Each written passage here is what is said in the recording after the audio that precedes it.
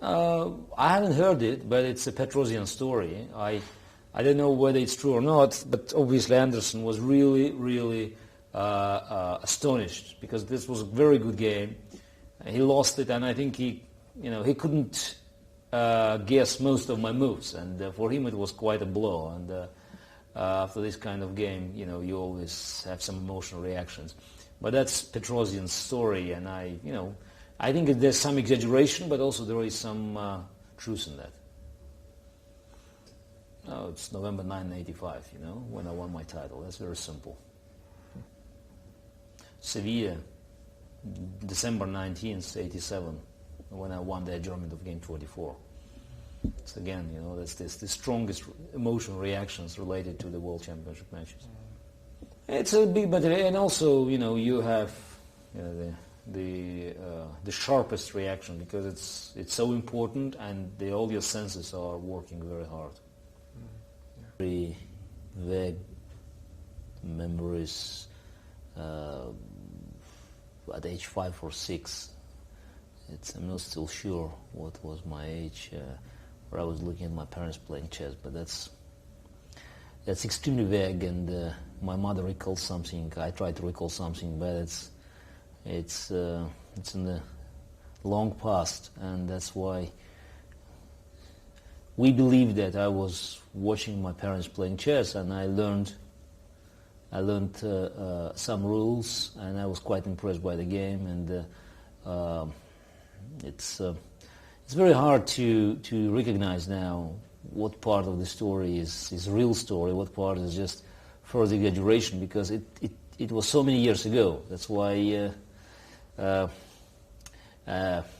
very hard today to reconstruct it, because nobody paid attention at the moment when it happened. No, absolutely no. But it's soon, my talent was discovered, and there were some expectations, but obviously in the form of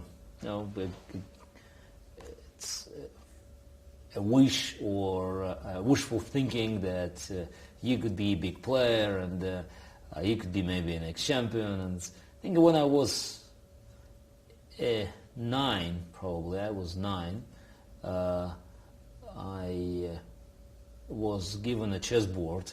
There's a chessboard with the world champions around there, and there were 11, including Fischer, and then there was one spot, it's which Karpov would occupy soon, and there was another one, and one of my uncles put there my name, said, okay, I hope that you would take this spot, which is, it happens in many families, but in my case it happened to be true.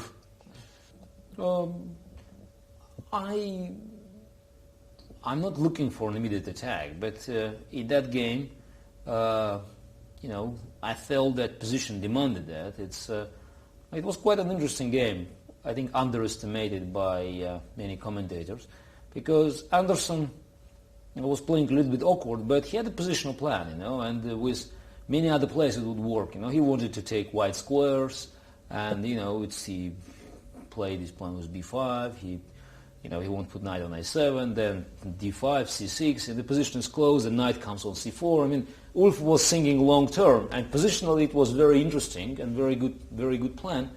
The problem is that White had some opportunities to push and to open the position, which he underestimated. And I think that's the whole game. When I start playing h4, d5, h5, the whole attack was quite impressive, and that's why he was quite surprised, because suddenly White sacrificed a pawn, and the dynamic was excellent, and that's where I felt most comfortable, because I could recognize it immediately, and I didn't spend very much time. For me it was obvious. You just you go here and there, b4, bishop, b2, and then you start here.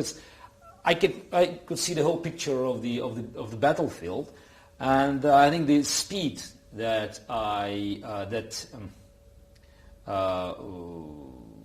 was used to make all the moves made big impression over Anderson as well. No, it's obviously it's a sport, because people want to know the results, and 90% of the audience, or maybe 99 even, they consider about results more about anything else. But it has a scientific element, it has an element of art, it has many other elements, but I think in its heart it's a sport and a game with other qualities. And I don't think that we should try to make a final definition, because any definition will limit chess from its very wide and deep origin. Remain at the top. It took for me less time to reach the top than to stay there. It's to stay on the top is more difficult because you have a big competition, and it's more difficult to motivate yourself. That's why I would anticipate that my work as a world champion is more valuable as my work as a challenger. I guess so. It's hard to describe, but obviously the ability to analyze information and just to come up with the optimal way of executing the plans should be quite special and superior to other players. I don't know. I'm probably the wrong person to give the exact definition of my strong and weak points, but that's one of the qualities that I feel gives me upper hand. I don't know, the pressure, unless you put the physical pressure on the opponent, or you create a really tough atmosphere, using some tricks, everything else, it's just you put the pressure because you concentrated, you're determined, and you're making good moves, and they're scared. It's nothing to do with me during the game. It's something to do with my record as a chess player, and with the expectations that I will be very tough in this game. So it's more about them than about me. Oh no, good. It was very, very soon, because at age 7, when I joined the chess group in the Pioneer Palace, I was immediately quite a prominent player. Because I was the youngest and I was doing quite well, but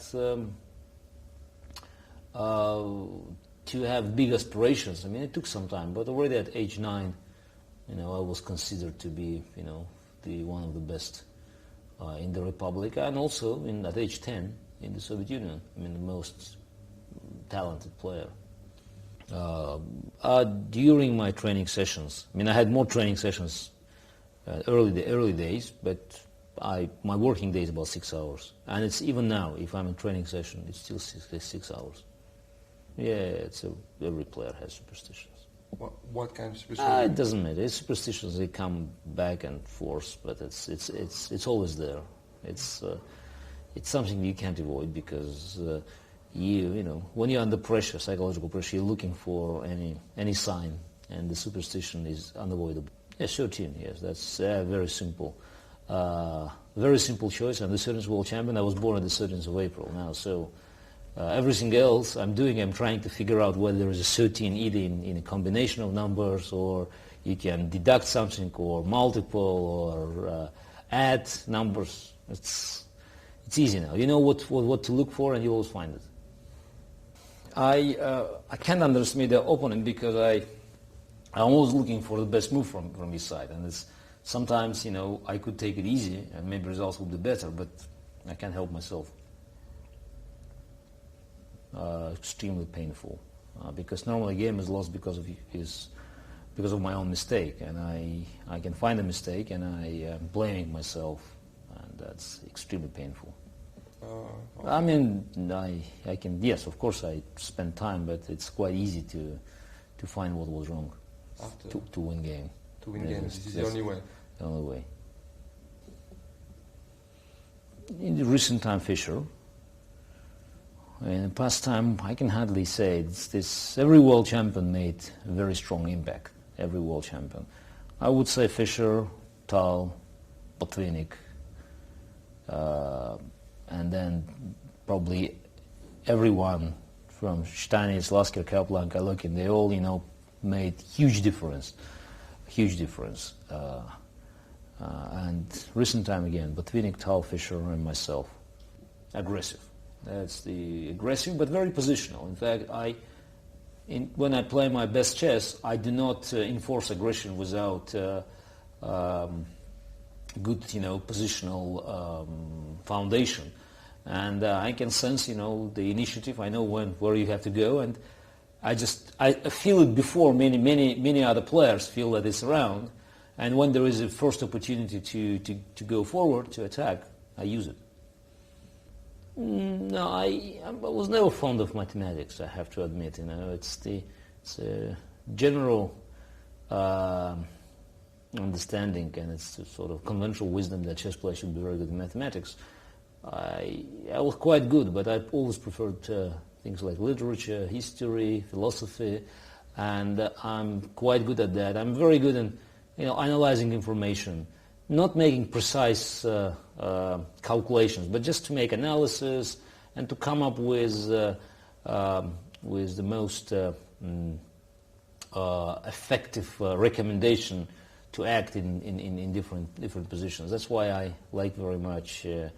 I like to be involved in sort of the analytical work without precise calculations.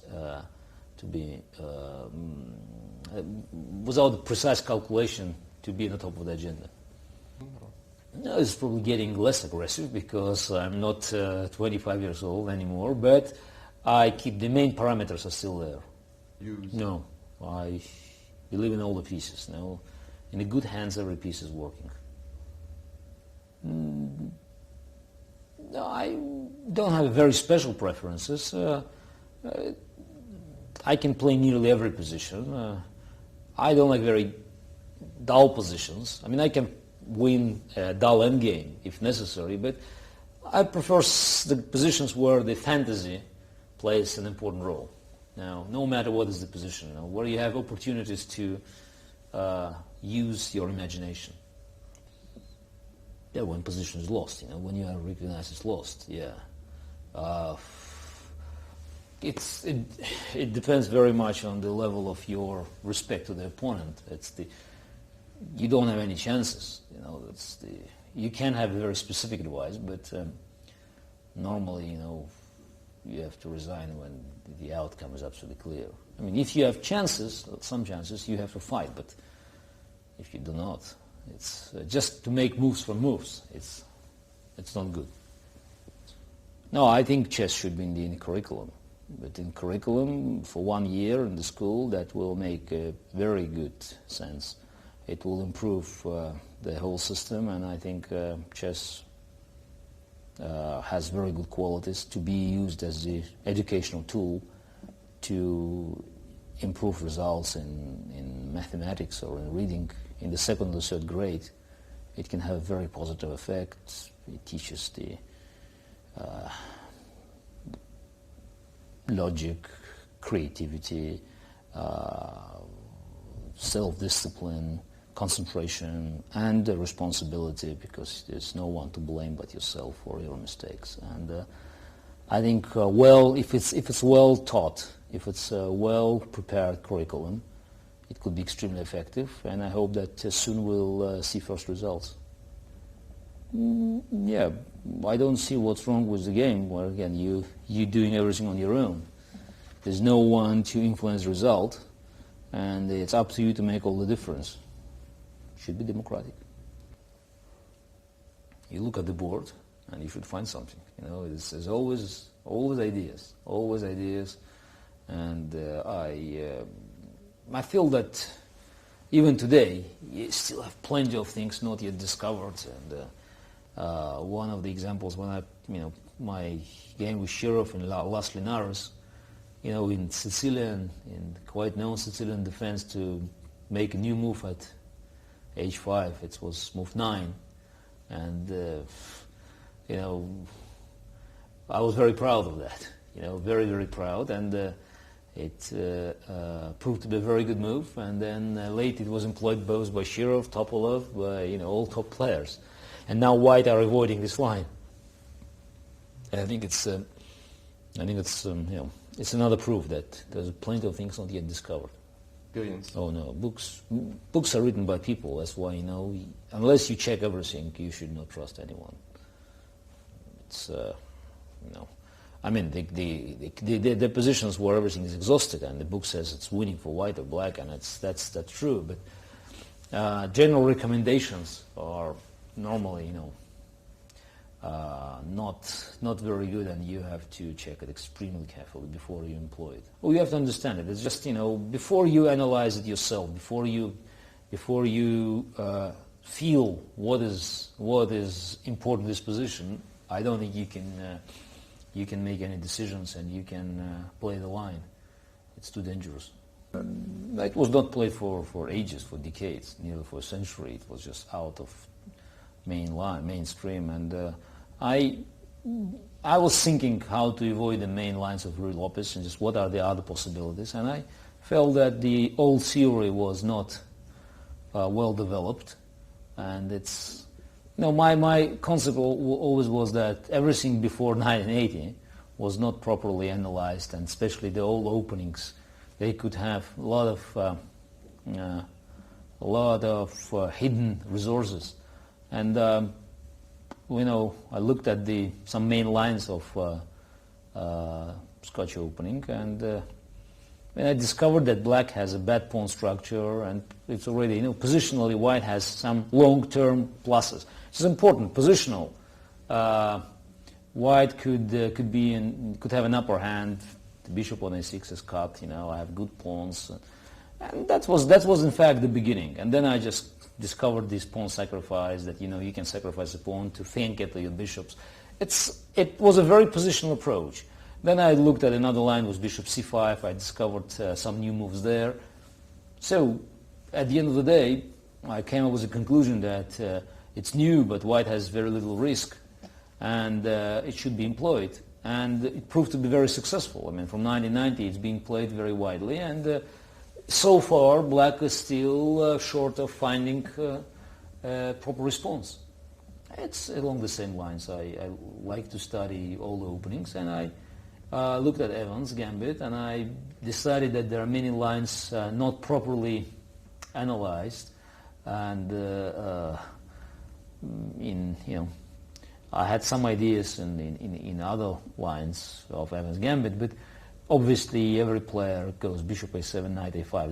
That's typical, just to not to keep the extra pawn, but to give it back and just to have an open position. And I had this bishop e2 idea, and I got this plan with just keeping his king at the center, and I thought it was enough for me to play this. And it was a very nice game, again, badly underestimated. I mean, without making really big mistakes, Anand lost in 25 moves. And I think people should pay more attention to the fact that, the number 2 player in the world was losing so badly in such an opening. But obviously that's Evans' gambit, because the pawn sacrifice is not as sufficient and not as positional as Scotch opening. That's why it didn't enjoy long-term popularity, and I employed it only once more in the serious game against Piquet, which I also won nicely.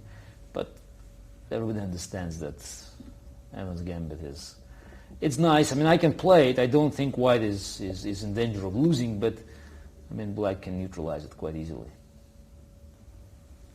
There's so much information available now that one advice will not change anything. You just have to be able to look at that and absorb the information. There's one small advice, that the beginners should not pay too much attention to the opening theory.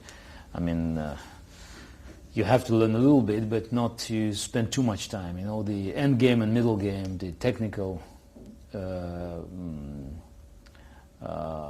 details of those parts of the game are very, very important. I mean, if you play good endgame, or if you know something about endgame, if you learn some typical position middle game, that could make more good for you than to study some big openings.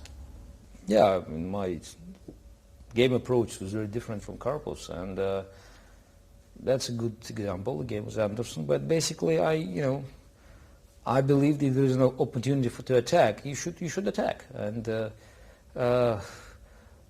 any long-term positional plan could have a serious disadvantage. I mean, it can be refuted by a very energetic approach at early stage. That I always did. I still have a serious mistrust for long-term positional plans because it can always be interrupted by aggressive action if position is not close. In a close position, obviously, you have to maneuver. But if position has some opportunities for action, you have to be very careful in preparing a long-term assault.